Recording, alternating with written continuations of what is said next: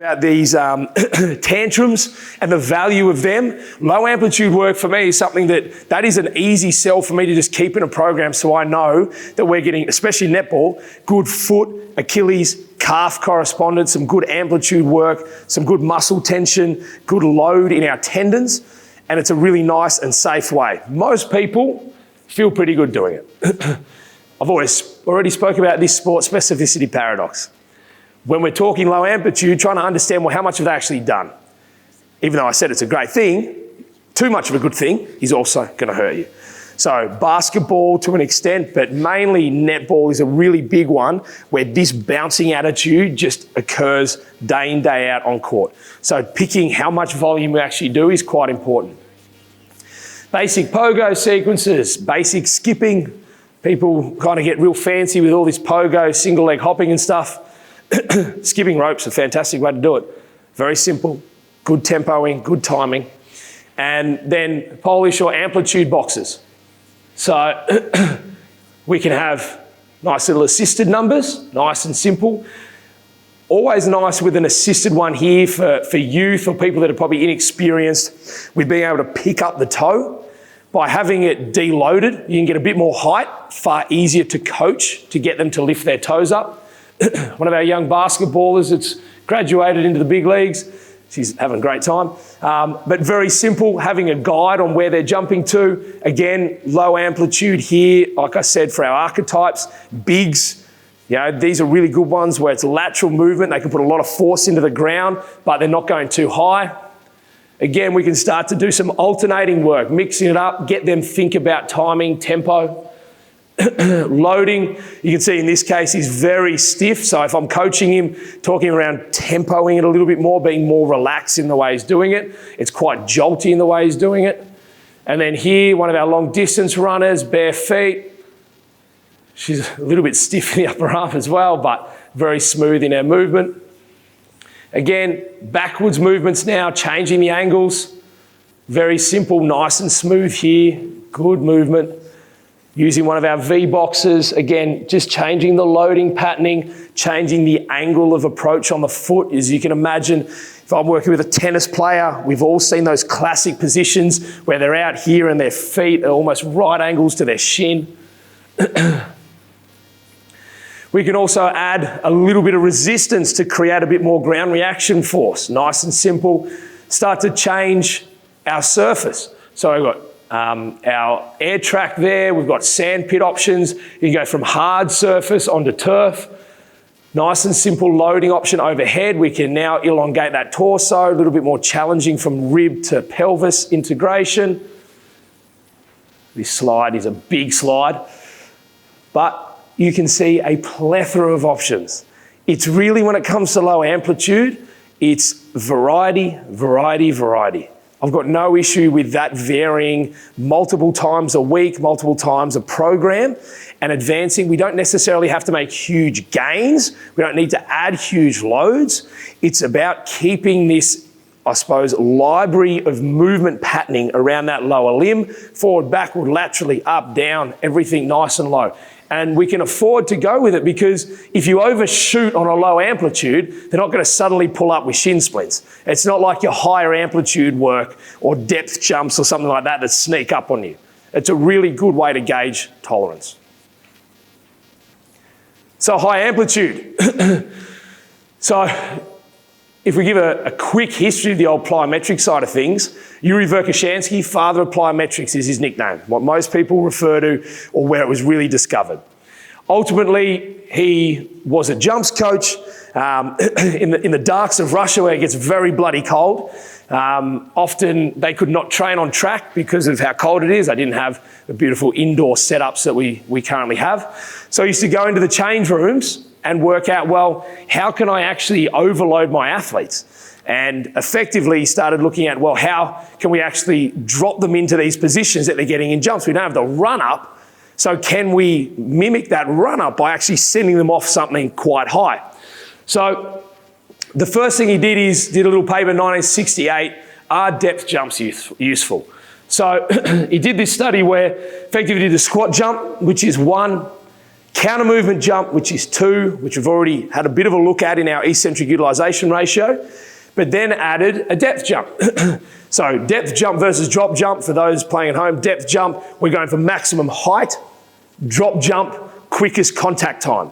They don't achieve the same thing. So depth jump, we're not overly stressed about contact time. Really good athletes can balance pretty well and get pretty quick contact and height. But in this, we're going for maximum height. Now, this test is actually one of my favorite tests, but it's almost impossible to do in a team environment because it takes a hell of a long time. So you can do a really good eccentric yielding test with your athletes, where you take 10 centimetre height, they step off, they jump, do a depth jump off 10 centimetres. You measure the height. They then do 20 centimetres, 30 centimetres, 40 centimetres, 50 centimetres, and so on and so forth. There will be a point as they go, they'll get higher and higher and higher because their ability to yield and transition into an eccentric portion to concentric force gets better and better because they're now getting more kinetic energy from the fall and they can jump higher.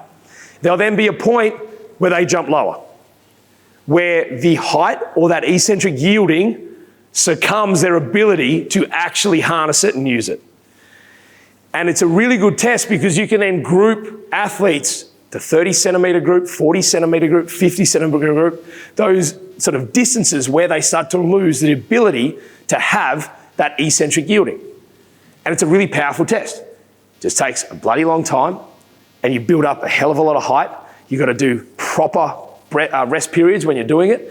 And if you're rolling through like an AFL team of 50 people, it becomes very hard. So although I love it, it's not practical in majority of environments that I'm in. But that's kind of what he discovered. He saw, okay, well, this is a squat jump with my athlete. This was what the result was in height. You know, what's that, 50 centimetres? We did a counter movement jump. They started to creep into that 65, 70 centimetres. And then off this depth jump, I'm now getting close to 80 centimetres. So they've improved. Look at force output. Jump 1, this nice little blip. Jump 2, obviously a deload for the counter movement, and then a medium blip. And then, of course, the force that they experienced going through them off a box, far higher. So we thought, how good's this? I don't need the run-up to produce these forces. I can just drop them off things and mimic very similar forces. Hence, the evolution of plyometrics. But Dr. Michael Yessis, also known for the 1x20 method, you might know as well. He was the one that sort of popularised it a bit more in the States. Got the attraction of this man here, Fred Wilt. He was a middle distance runner. So he went over and started training with Yuri to see what it was all about. Wrote this paper, Plyometrics, probably the first paper that sort of coined the term plyometrics. And you can see some very obvious references he made here. One is isometric and isometric type muscle action. The reason I bring that up, it's very important to understand that when we look at the intention of plyometric training. Because when we look at plyometric training, people think high speed, they think high contraction rate. What they probably don't think about all the time is the huge isometric force that needs to be tolerated in muscles to allow tendons to do what they need to do. Now, isometrics over the past sort of 3 to 5 years have been far more popular. They've sort of done their rounds, which is great, and I think they're really valuable. I'll talk a little bit about how I use them. They're obviously not the be-all and end-all, but we need to understand how our muscles actually start to function.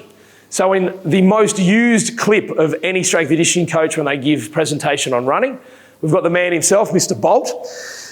As we're going through, if we're just going to look at his lateral, this left leg here, you can see that even sprinting, a very, I'll say simple, that's oversimplification, but just the act of sprinting requires a hell of a lot of coordination between high velocity contractions with very high force isometric contractions.